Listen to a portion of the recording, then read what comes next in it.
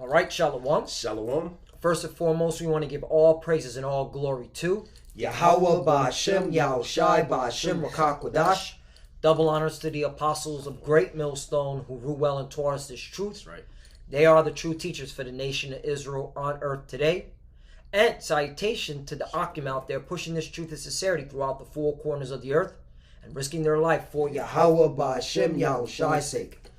We're the brothers from GMS Miami. I'm Brother Samak. I'm your brother Zakaria. Yeah, in today's lesson, we're going to go into 1492 because tomorrow is, Christopher Columbus Day, or his real name is Cristobal Colon. Right. All right. And, that time period, that history is very important, all right, to us, the Israelites, because by going into 1492, all right, we could see, all right, how Cristobal Colon came in and started to bring in that plantation Christianity, Roman Catholicism, which he was commissioned by what's it called, Queen Ferdinand. Well, I got the names right here. Queen Isabella, excuse me, and Ferdinand II. All right, Queen Isabella and Ferdinand II, and that was a major part of history because that was when we started, all right, to lose our identity. That's right. All right, and take on these false gods like Roman Catholicism. All right, so we're gonna go into the historical account of 1492 because, hey, this is when Esau Edom came into power. Really, he was coming into power, but 1492 was the nail in the coffin. That's right. All right, so let's start with we'll start with Revelation chapter 20. And to get this history out because it's very important. That's right. 1492 is a very important, all right, historical year, all right, to really understand why everything is the way it is now. Right. All right. This is the book of Revelation, chapter 20, and verse 1. It says, "And I saw an angel come down from heaven, having the key to the bottomless pit, and a great chain was in his hand." Right. So the key to the bottomless pit. The bottomless pit represents Europe. All right. Europe. Okay. They lacked resources. They lacked, all right, certain commodities. That's the reason why, okay, Christopher Colon and many other, okay, what they call discoverers, so-called, or pioneers, ventured out of Europe because they had to get resources. Right. But Christopher Colon, okay, he, all right, knowingly knew was looking for the lost tribes of Israel. Right. That's why he bring a Hebrew interpreter, Luis de Torres. Right. All right, continue. Also, they were in captivity. The chain represents captivity for 1,000 years. Okay, and it'll go into it a little bit more. This is the book of Revelation, chapter 20, verse 2. It says, "And he laid hold on the dragon, that old serpent, which is the devil and Satan, and bound him 1,000 years." There you go. And the dragon, Satan, that old serpent is talking about Esau Edom, which is the so-called white man today. And for 1,000 years, you were in captivity. Okay, under the Israelites. Okay, they were some were calling themselves, all right, Christians. Some were calling themselves Moors, Muslims. All right, but that's what we're known as the Dark Ages. All right, all you got to do is Google Russian icons. Right. Okay, and that book alone will show you that they painted all the holy men that are in the Bible as dark people because they knew. Okay, they knew that they were Israelites. Yep. All right, but they started taking on idols, idol worshiping. All right, all right. Constantine. Yeah. Okay, he was the first one that's commissioned to have idols resurrected. Right. All right, and these idols were to be like Joseph or Mary and so on and so forth, which was totally off. Okay. Yep. Continue. If you got anything to say, brother, constant what it calls iconoclasm. That's when they when Esau came into power, he started whitewashing the images, man. All right, that's why our people, believe that the so-called white man is our Lord, which is not, man. Our Lord is Yahweh Shah, so-called black man. All right, right. The tribe of Judah, And that's beautiful. You brought that point because it's going to go into when it says he was loose a little season. Read that part because iconoclasm is part of that loose the little season. Right. Uh-huh. This book of Revelation chapter 20 in verse 2, it says, and he laid hold on the dragon, that old serpent, which is the devil and Satan, and bound him 1,000 years. Right.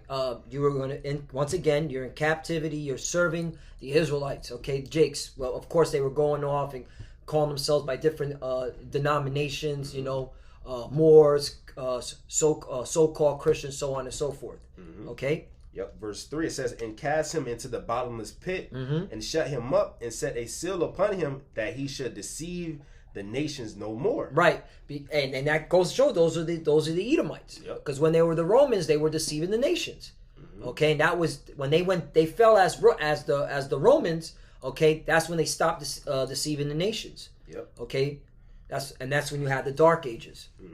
Says that he should deceive the nations no more till the 1,000 years shall be fulfilled, and after that he must be loose a little season. And this is where we're getting at with this history. Right. All right, loose a little season, iconoclasm. All right, this is when Christopher Cologne, all right, started going on his, I'm going to go to the other side of the world, right, all right, to find the Indies, all that stuff. Because now this is these Edomites coming back into power. That's right. And at 1492 is when they literally had power, because in 1492, a real history, all right, January the 2nd, Muhammad the 12th, the last emir of Granada, surrenders his city to Ferdinand II of Aragon and Isabel I of Castile, ending both the Reconquista and centuries of Muslim rule, meaning the Moors, in the Iberian Peninsula, right? Right.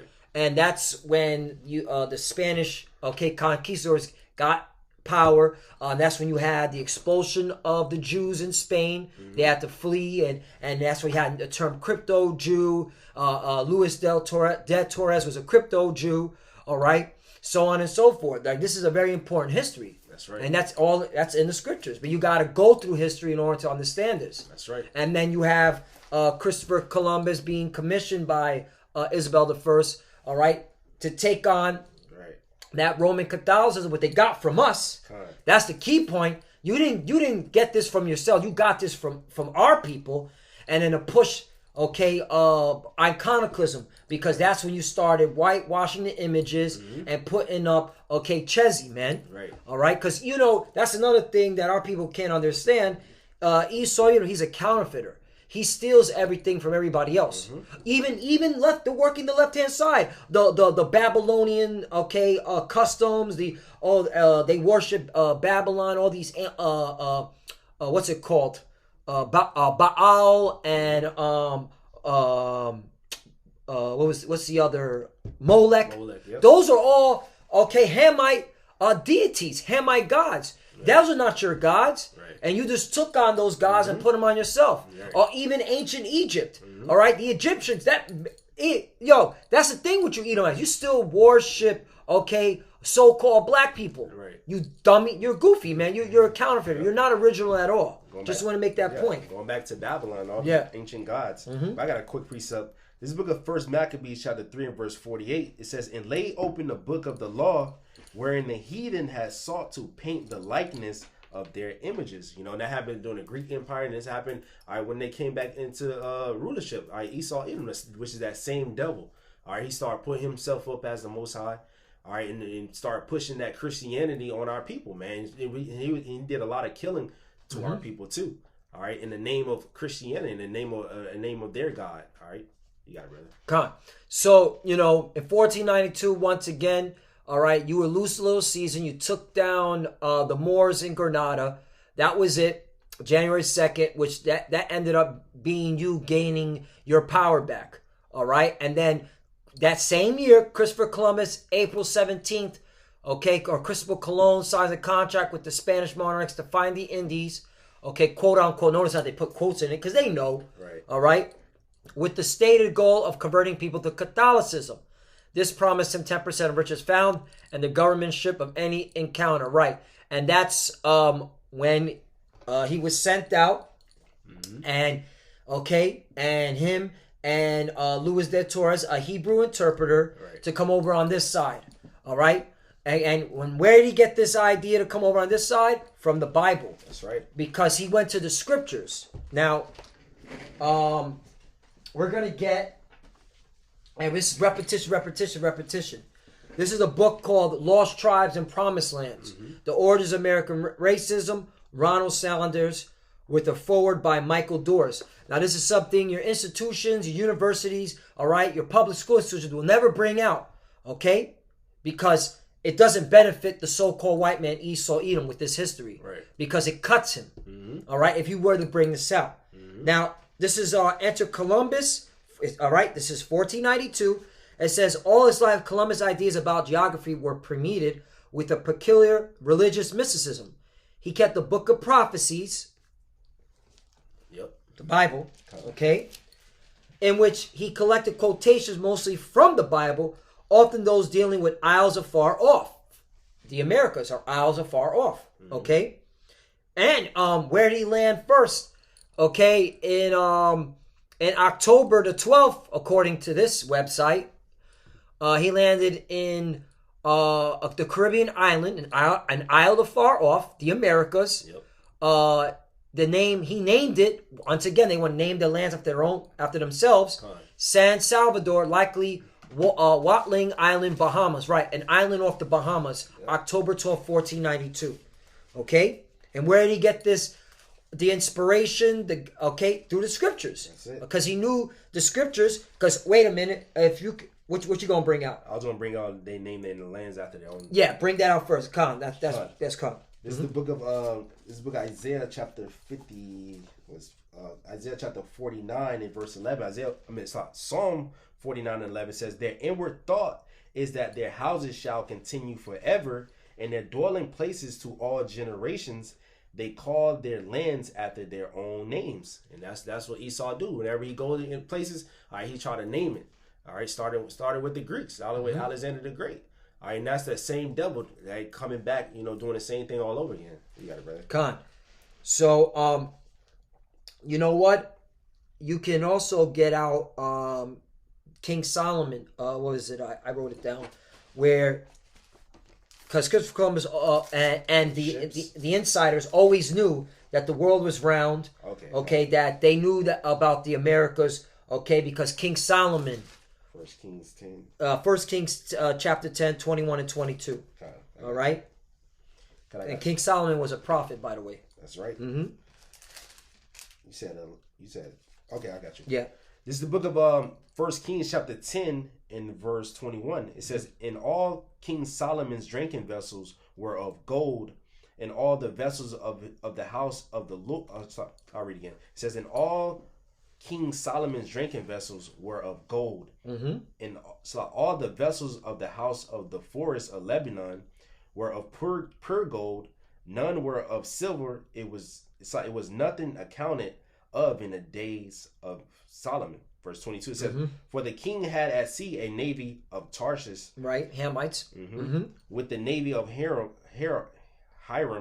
above. That's where you get you Freemasons, your Hiram. Okay. Idol worshiping this guy, all right, because you get it out of the Bible, all right. Hiram above, because Hiram above was a Navy, we'll say, for lack of better words, like a sailor that knew the terrains, the geography of the world, man. All right, and that's why you get your inspiration from all you Freemasons, okay. And that's another topic, right? All right, kind of a little bit more. Like this book of 1 Kings chapter 10 and verse 22, it says, for the king had at sea a navy of Tarshish with the navy of Hiram. Once in 3 years came the navy of Tarshish, bringing gold and silver, ivory, and apes and peacocks. There you go. Once every 3 years. Every 3 years. So where did they go? Okay, where did the Navy ships go? They came over here. It took them 3 years to return with all this stuff for King Solomon. Right. And you don't think Christopher Columbus read that in the scriptures? Of course he did. He also read this, which this book is going to bring out, the Apocrypha. Jumping down, I wanted to bring that out because, hey, this all goes together. The Old Testament, the Apocrypha, the New Testament, they're all together. That's all right? And this is in the time of 1492, Christopher Columbus, okay, he had these manuscripts. Right. All right. All right, real quick one. Another one back you up. Mm-hmm. This is 1 Kings chapter 9 and verse 27 says, and Hiram sent in the navy his servants, shipmen that had knowledge of the sea, with the servants of Solomon. And they came to Ophir, which is America, and fetched from thence gold 420 talents and brought it to King Solomon. You know, so they knew the knowledge of the ships. All right, and it says, and they came to Ophir over here in America. Yeah, you read that in Isaiah chapter 13. Yep, see, all connects. Jumping down, enter Columbus. A striking in page 77, this book right here, which, okay, that's why all you clowns that went to college and in these universities, you know, you should ask them for your money back. That's right. Because they lied to you. Okay? A striking element in Columbus' geographical religiously is his intense and abiding interest in the 4th or 2nd book of Esdras. The 2 apocryphal books of Esdras purport to be additional writings by and about the Old Testament Ezra. Right, because Esdras in the Old Testament. Right. All right, and 2nd Esdras is in the Apocrypha.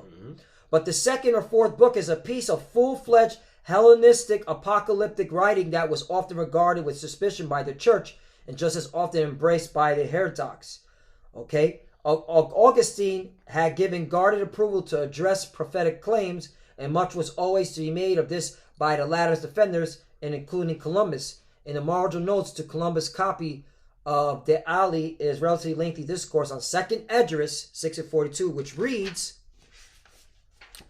upon the 3rd day thou didst command that the waters should be gathered up in the 7th part of the earth. 6 parts thou hast dried up and kept them to the intent of these, some being plan of God, until it might serve thee. This was often decided by Columbus, who argued that since only 1/7 of the world was water, a good deal more dry land than yet was known remained to be discovered overseas. Right, so there's more parts of land, which is, he knew that the world was round, and he's using the Bible. The point is, he was using the Bible, man. Okay? All right? Now, you know, that's on that.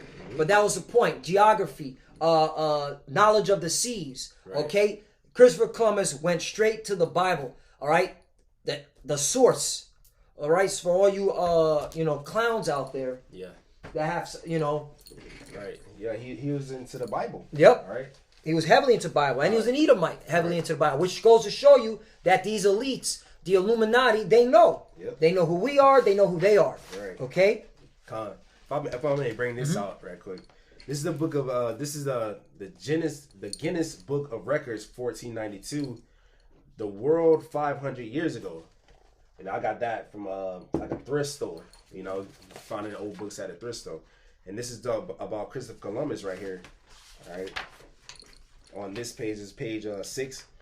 It says, I'll read the middle of the sentence. It says, in the middle of it says, to vindicate a half-ruined reputation, he made the last Atlantic journey in 1502, discovering a long stretch of the coast of Central America, but losing his fleet and wrecking his health. The bitterness of his late career was allied by the consolations of religion. He was comforted by a celestial voice, with which he conversed. He claimed literally to have located the earthly paradise. He compiled biblical texts which said were prophecies of his own discoveries and evidence of the immense of the last days. So he had voices in his head, and he basically said, all right, in the last days, these prophecies gonna happen. All right, where he's gonna come and he's gonna basically discover America. That's right. Discover the so-called New World. Hey, man's goings of the Lord. How can he understand his own way? That's Right. it. So, hey, and that goes to show you that this is of the Lord. The Lord put the spirit on Christopher Columbus, all right, and these men to come over here, all right, and to take us down as a nation, because what were we doing over here? Okay, the Northern Kingdom, you so-called Hispanics and Native Americans, all right, sinning, Yep. all right, sacrifice, okay, human sacrifice. Watch the movie Apocalypto. Right. All right. That shit, I mean, it's an intense movie. It's a good movie, but we were going off. So the Lord said, and that goes with the curses, because we didn't obey the Lord. We didn't seek our power. Okay, he was going to send our enemies against us, these heathens, another nation, a tongue that thou will not understand, to come put a foot up in our ass. Right. And look at our people now.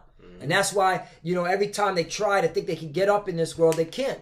All right? Because, A, we're under the curses because we disobeyed, our power. That's right. And the Lord, used these heathens, all right, to jack us up, especially Esau, Edom. And a good account is 1492, Christopher Columbus. That's right. You should know about this history, okay? Y'all know about the atrocities. Yeah, I don't know why we're celebrating Christopher Columbus. It should be Indigenous Day. But why did that happen? Okay? How was he able to do this? It was of the Lord. Okay? That's right. And it's all in the Bible. Mm-hmm. I got a precept for you. This is the book of Leviticus chapter 26 and verse 24. It says, Then will I also walk contrary unto you. I'll read verse 23. Leviticus 26 and 23. It says, And if ye will not be reformed by me, by these things, but will walk contrary unto me, then will I also walk contrary unto you, and will punish you yet 7 times for your sins. So the Lord basically said, if you disobey him, he's going to punish us 7 times for our sins. All right. So he's just going to keep punishing us. Verse 25, it says, And I will bring a sword upon you that shall avenge the quarrel of my covenant. And when ye are gathered together within your cities, I will send a pestilence among you, and ye shall be delivered into the hand of the enemy. And that's what the Lord did here. All right. Every time we sin, we would go into captivity. All right, we'll go into captivity, but this time was that major captivity. Right. Both southern and northern kingdom, but it started with the northern kingdom. That's right. And the nail in the coffin, 1492, when he came over here, to the Americas. All right, that's a very important history, man. The title is going to be 1492 because that's it. Right. That's when they started to the transatlantic slave trade. They started bringing us down as a people. Okay, we started losing our identity. Okay, and we started taking on these false gods and images. Yep. All right, which would be part of the curses. I want to land back that Deuteronomy 28. Yep. And 49, the Lord shall bring a nation against thee from far, from the end of the earth. You know what? Let's start with 15 because this you have to understand why did the Lord send these heathens, all right, and to take us down. Deuteronomy 20 and 15, but it shall come to pass if thou wilt not hearken unto the voice of the Lord thy power to observe to do all his commandments, not some, not few, all his commandments and his statutes which I command thee this day, that all these curses shall come upon thee and overtake thee. Yep. And now and you read these curses, it proves that there is that is our people, man. Not no other nation, because these curses they cleave unto us and they're on us right now. Right. Gone. Hey, that's a fact. 49, the Lord shall bring a nation against thee from far, from the end of the earth, as swift as the eagle flieth. That's right. A nation whose tongue thou shalt not understand. Which, once again, why do you think Christopher Columbus had to bring all right, Shalom? Shalom. Yeah, we're back, man. It looks like Eazy-E didn't like what we were saying, so he cut us, but we're going to bring it right back. That's right. So, I'm going to read it once again. Deuteronomy 28, verse 49.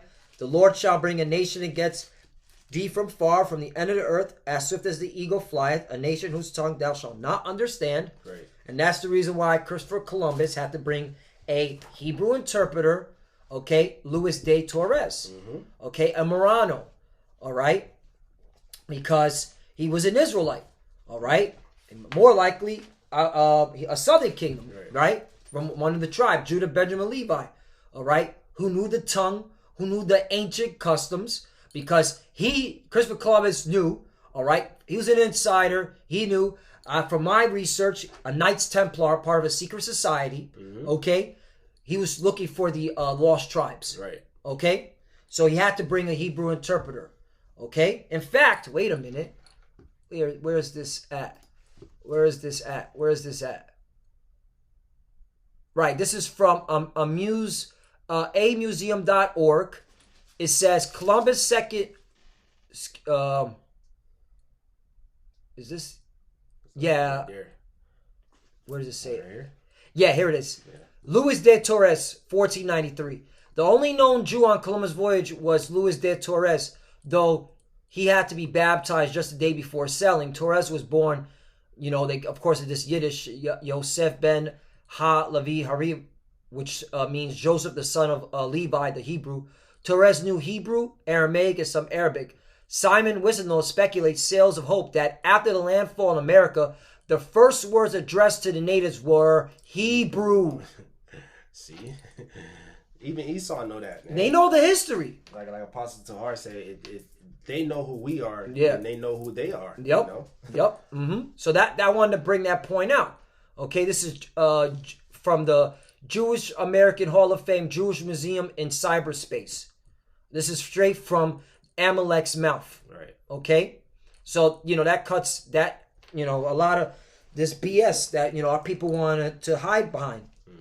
Let's go back to Deuteronomy 28 and 50. A nation of fierce conscience which shall not regard the person of the old, nor show favor to the young. Yep. 51, and he shall eat the fruit of thy cattle and the fruit of the land until thou be destroyed, meaning in the mine, and physically, because northern tribes, man, it was almost they called it a genocide. Like, we were depopulated. That's right. All right, okay, to thousands. But that was but the Lord kept us because He made a promise to our forefather Abraham, Isaac, and Jacob. That's right. All right, that we will never, be wiped out. In fact, He said, if the sun and the stars, were you gonna bring that? Yeah, I get it. If the sun and the stars were to be taken away, then Israel will be gone. Right. And the sun and the star and the moon is still here. So that means that we're still here. It's impossible. It's impossible. And I'm just roughly paraphrasing that, but it's in Jeremiah. That's a heavy statement that the Lord said. While you get them, I'll finish it off. Which also shall not leave the either corn, wine, or oil, or the increase of the kind of flocks or thy sheep until He have destroyed thee. Right. And where we were destroyed mainly? In our mind. We forgot who we were. Okay. That was the falling of the church. Okay. Falling of who we were. Okay. When you look that up, I also want to bring this. Now, this is from PBS, Public Broadcast Station. I always like bringing this out because this is heavy, man. Okay, this is history, man, that they try to hide from us. But guess what? The Lord put the Spirit on first our apostles because they did the legwork. We just following in, Right. okay, in their labor, okay, because they did the legwork, okay. They found the books. They got the documentation. All right, and it all goes back to the Bible. That's the key point. It all goes back to this Bible right here that people want to say is a fairy tale, that the so-called white man wrote it. This book condemns the so-called white man. It talks about, what he did to us and why the Lord's coming back to jack him up and put him down once and for all. Okay? Got it. Come on, bring it out. This book of Jeremiah 31. This book of Jeremiah 31. And look down, bear with me. Yeah, no rush. It's only for the elect. Right. You 2/3, man. The Lord's going to send Esau one more time. Okay? Jacob's Trouble, Rex 84, Right. King Alpha Prem, Project Megiddo, Operation Garner Plot. It's going down. This book of Jeremiah chapter 31 I'll start at verse 35. It says, Thus saith the Lord, which gaveth the sun for a light by day, and the ordinance of the moon and of the stars for a light by night, which divided the sea when the waves thereof roar. The Lord of hosts is His name. If those ordinances depart from before me, saith the Lord, then the seed of Israel also shall cease from being a nation before me forever. All right, so the Lord says those ordinances depart, then Israel going to cease from being a nation. But those ordinances never going to depart. So we always going to be the Lord's people, man. That's right. That's right. I'm going to bring this out, and then we'll just go to some scripture and we'll close up. Because I think we hit some key points, unless you got another article. Yeah, I was going to bring out how he brought up Christianity over there. Bring that, and then I'll land back with this one. Come, bring that out. Because, man, this is 1492, 1493, because that says 1493, right? 1492. That says 1492, yeah. 1492, but it has, different dates in it. Right, come. This is, what is it? This is a page, what page is this? Page 164. And in this corner it says the first missionaries to America. It says on Columbus' second voyage in 1493, he took with him on the 17 ships of his fleet some 1,200 to 1,500 colonists, including 5 religios, whose special responsibility it would be to convert the people of the New World to Christianity. And that's what he did. He came over here to put that to deceive our people. That's why he said he's going to deceive the world for a little season. That's Esau, man. That's right. Then he got pictures of Cesare Borgia. Yep.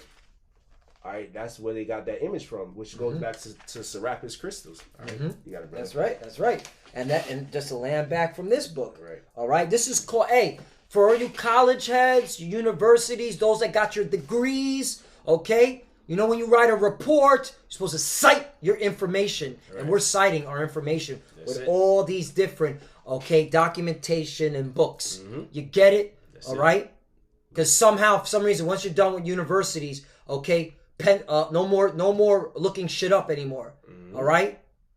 Fools you be. That's right. All right? This is from PBS. It says Lost Tribes of Israel. Okay? Nova Online, PBS. You can Google this. Where are the 10 lost tribes? New World, Part 1. Boundless opportunity and fortune awaited Columbus and his crew as they set out on their voyage in 1492. The lands they discovered promised a new and better world. But for one Spanish missionary, the cruel enslavement and exploitation of the Native Americans was not the picture of the new world he envisioned. In the early 16th century, Bartolomé de las Casas became the champion of Native American Indians, devoting his lifetime to improving the conditions in the West Indies, Peru, and Guatemala. Las Casas wrote, quote, "These Indians can bring near the redemption if we treat them humanely in this world and convert them to Christianity." That's it.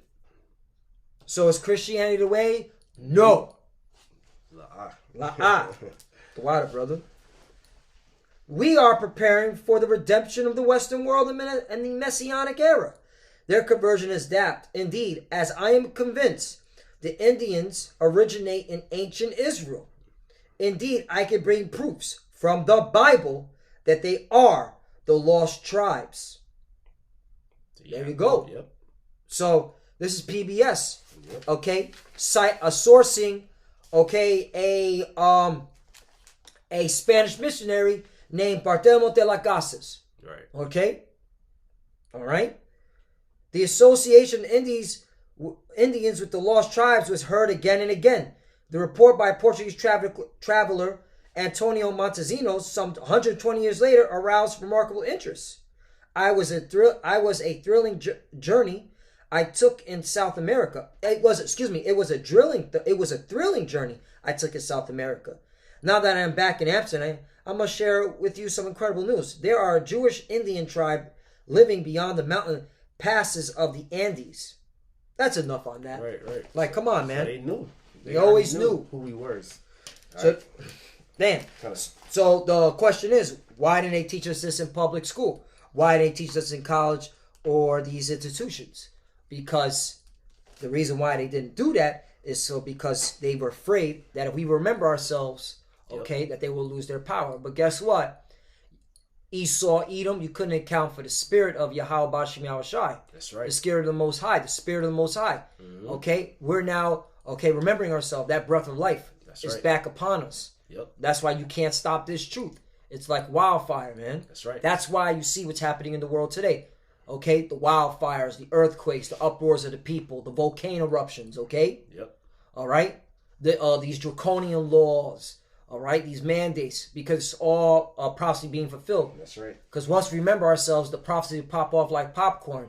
All right, to bring an end to your society, your civilization, and to usher in the kingdom of heaven, which is for the Israelites, which are the so-called Negroes, Latinos, and Native Americans. That's right. Okay. Our precept. This book of Revelation, chapter 11, in verse 11, says, "And after 3 days and a half, the Spirit of life from the Most High entered into them."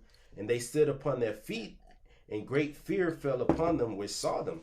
All right, that's us waking up. All right, that's the Lord, started with Elder Albert Bivens, all right, coming back, which is Elijah coming back, to wake up our people. And now we're woken up, and now great fear is upon you people, man. It was like 1619 to 1970. All right, 350 years. All right, that's when the Lord started to wake us up. Now it's over for y'all, man. And we prophesying against y'all kingdom. All right, that's right. Mainly Esau, Edom. I want to land back that. Job chapter 8 verse 8, for I inquire, I pray thee, of the former age, and prepare thyself to search of their fathers. Okay, and that's us coming back because we're searching our fathers. Yep. Okay, and our fathers are here in the scriptures, our forefathers. That's right. Okay, and we're going through your secular history, okay, to show, okay, oh yeah, the Bible is the truth. That's right. Okay, because the Lord, okay, has already put it in here that, yeah, this was going to happen, this was going to happen, and by your secular history, it proved that the Lord's words is the truth. Yep. Okay? Yep. To the search of their forefathers, 9. For we are but of yesterday and know nothing, because our days upon earth are a shadow. Right. That's why it's imperative to know history, to know your history. Okay? To go back into the past. Right. You must know where you come from in order to know where you're going. That's right. All right? And we know where we're going. All right? We know that America is Babylon the Great. We know that we went into captivity. We know that Esau, Edom, is the so-called white man. The Lord used him to put us into captivity. Yep. All right? That in these last days that we were going to remember ourselves of all this. Yep. Especially here in Babylon the Great, where the truth came out. Okay? Harlem, USA. That's right. Who would have thought, right? That was the Lord who set that up. In Harlem. Right? Yep. I got a precept to prove that the 10 tribes came over here to the Americas.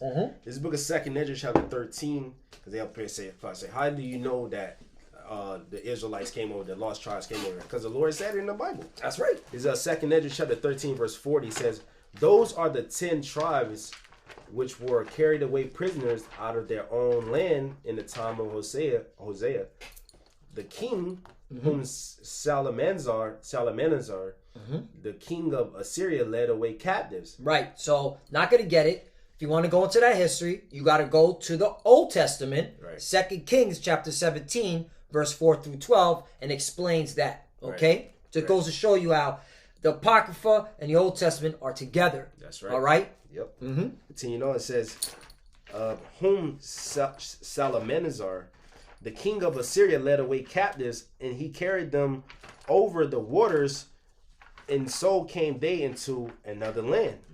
Verse 41, it says, but they took this counsel among themselves that they would leave the multitude of the heathen and go forth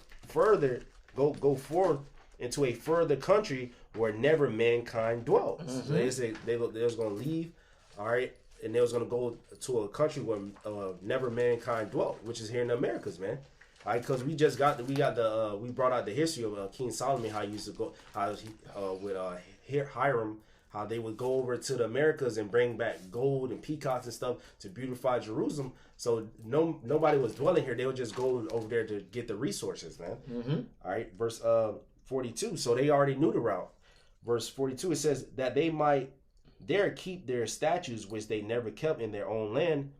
And they entered into the Euphrates by the narrow passages of the river. So they went, all right, through the river Euphrates, and they went out to the south horn of Africa and came up to the Americas. That's right. You can look it up on the map. It says, for the Most High then showed signs for them and held still the flood till they were passed over. For through that country there was a great way to go, namely a year and a half, and the same region is called Asareth, which means another land. All right, so it took a year and a half to get there, man. You know? Come on, man. Land back that, brother. Jewish Encyclopedia. Okay? I don't know if you can read it. All right, look it up. Yep. Azareth. Okay? This is from the Jewish Encyclopedia. Amalek's, okay, source. It says Azareth, the name of the land beyond the great river, far away from the habitation of man, in which the 10 tribes of Israel will dwell, observing the laws of Moses, which they didn't. They were doing certain customs, not all, because if they were observing the laws of Moses, they would be still in the homeland. Right. Okay? But the Lord kicked us out because we were going off serving idols. All right? Right. Until the time of the restoration, according to the 2nd the fourth book, or the second book of Esdras, the 13th chapter, verse 45. Columbus identified America with this land.